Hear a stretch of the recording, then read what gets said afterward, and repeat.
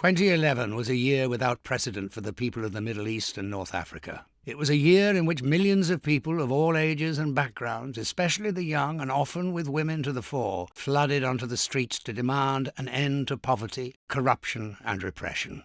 Often they continued to do so in the face of extreme violence carried out by the military and security forces of those who claim to govern. The flames of protest, literally and tragically, were sparked by the desperate act of one young man, Mohamed Bouazizi, in the small Tunisian town of Sidi Bouzid. His injuries proved fatal before he could see the maelstrom of popular fury that his act touched off. That maelstrom succeeded, in turn, in toppling the long-standing rulers of Tunisia, Egypt, Libya and Yemen, who, until 2011, had seemed invincible. In Tunisia, 300 people died, but a 23-year dictatorship ended, and President Zain El Abidine Ben Ali was sentenced to 35 years in jail. He remains in exile in Saudi Arabia. In Egypt, 1,000 people died, but a 30-year dictatorship ended when Hosni Mubarak was forced to step down. He is now on trial in Egypt. In Libya, the result was a slide into armed conflict in which international intervention tipped the scales against Colonel Gaddafi's 42 years of oppressive rule.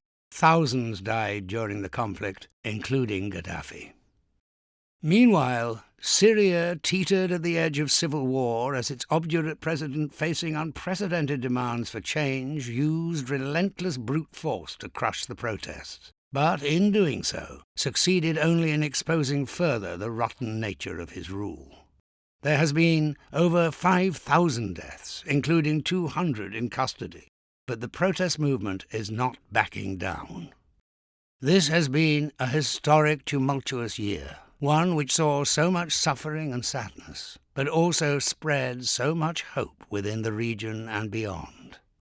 Our campaigning is dedicated to the peaceful protesters that lost their lives, the disappeared, the detained, and the defiant ones bravely standing on the front line. In 2012, we push on further, in solidarity with people peacefully demanding change in defiance against those trying to stop them, in pursuit of a human rights revolution.